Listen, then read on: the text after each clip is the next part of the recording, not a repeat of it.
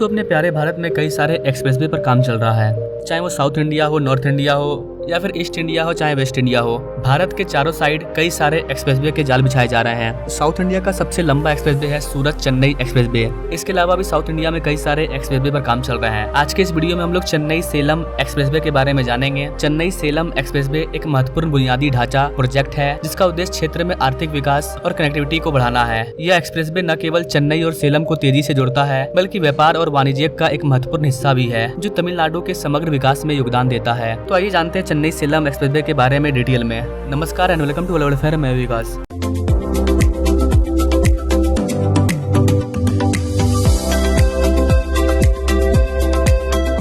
Guys, Chennai Salem expressway एक 8 लेन वाला access control greenfield expressway है जो कि 277.3 किलोमीटर लंबा है और ये चेन्नई, कांचीपुरम, तिरुवन्नामलाई, कृष्णागिरी और धर्मपुरी सहित तमिलनाडु के कुछ महत्वपूर्ण जिलों से होकर के गुजरेगा। सेलम से जुड़ने के लिए एक बार पूरा हो जाने पर यह विस्तार न केवल चेन्नई और सेलम के बीच में संपर्क में सुधार करेगा बल्कि गलियारे के साथ रियल एस्टेट क्षेत्र का भी विस्तार करेगा। इससे क्षेत्र में रोजगार के नए अवसर भी पैदा होंगे। चेन्नई सेलम एक्सप्रेसवे से दोनों शहरों के बीच का जो यात्रा है वो 5 से 6 घंटे से घट करके 2.5 घंटे रह जाएगा। चेन्नई राज्य में धर्म और सांस्कृतिक का एक महत्वपूर्ण केंद्र है, इसलिए यात्रा के समय में पर्याप्त कमी से व्यापार और पर्यटन दोनों क्षेत्रों में लाभ होगा। आपको बता दें गाइस कि चेन्नई सेलम एक्सप्रेसवे को भारतीय राष्ट्रीय राजमार्ग प्राधिकरण NHAI द्वारा विकसित किया जाएगा। यह भारतमाला प्रोजेक्ट का हिस्सा है। इस परियोजना के विकास पर 10,000 करोड़ रुपए खर्च होने के अनुमान है। इस वाले प्रोजेक्ट के DPR रिपोर्ट के अकॉर्डिंग वाहन परिवहन लागत में 15 से 20% तक की कमी का अनुमान है। सेलम से जुड़ने के लिए चेन्नई, कांचीपुरम, तिरुवन्नामलाई, कृष्णागिरी और धर्मपुरी सहित तमिलनाडु के कुछ प्रमुख जिलों से होकर के गुजरना होगा।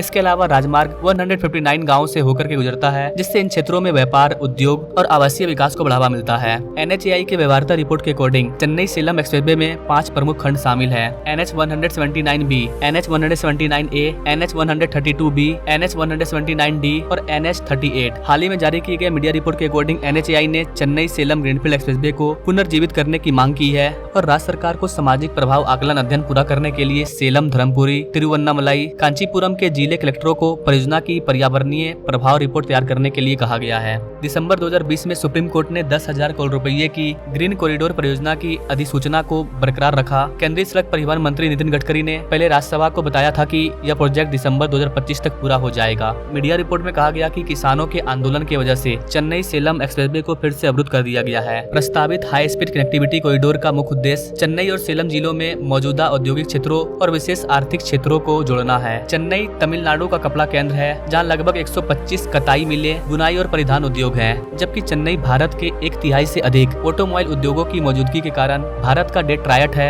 इसके अतिरिक्त यह steel authority of India limited, SAIL की सहायक कंपनियों सागो और सेलम स्टील प्लांट का भी घर है। इस वाले कॉरिडोर के बनने की वजह से यहाँ के रियल एस्टेट का विकास होगा तेजी से। 159 गाँव और 5 महत्वपूर्ण जिलों में आवासीय, वाणिज्यिक और औद्योगिक विकास को बढ़ावा मिलेगा। प्री फिजिबिलिटी रिपोर्ट के अकॉर्डिंग इस वाले प्रोजेक्ट के लिए 2,971 हेक्टेयर कृषि, सामुदायिक और आवासीय भूमि की आवश्यकता होगी। इसके अलावा कॉरिडोर के कुछ हिस्सों की योजना तिरुवन्नामलाई स्पर्श में एक आरक्षित वन, चेन्नई सेलम में 11 आरक्षित वनों के माध्यम से बनाई गई कई जगह शामिल है। कुल मिलाकर चेन्नई सेलम एक्सप्रेसवे से तमिलनाडु में रियलिटी परिदृश्य को भरने की उम्मीद है। हालांकि राज्य में कई अन्य कनेक्टिविटी परियोजनाओं पर काम चल रहा है। पिछले कुछ वर्षों में कई अतिरिक्त कनेक्टिविटी परियोजनाओं की घोषणा की गई है जिनका उद्देश्य राज्य में रियल एस्टेट विकास को बढ़ावा देना है। अब अगर ओवरऑल कंक्लूजन की बात करें तो चेन्नई सेलम एक्सप्रेसवे बन जाता है तो यह तमिलनाडु की छवि को बदल सकता है। इससे औद्योगिक विस्तार के लिए कई संभावनाएं खुल सकती है और तमिलनाडु देश के कुछ सबसे लोकप्रिय रियल एस्टेट बाजारों में शामिल हो जाएगा। बाकी आप चेन्नई सेलम एक्सप्रेसवे के बारे में क्या कहना चाहेंगे? आप अपने राय कमेंट बॉक्स में जरूर दीजिए और ये भी बताइए कि आप हमारे वीडियो को किस रास्ते से देख रहे हैं। आप अगर अपने राज्य के किसी प्रोजेक्ट के बारे में जानना चाहते हैं तो वो भी आप हमें कमेंट कर सकते हैं।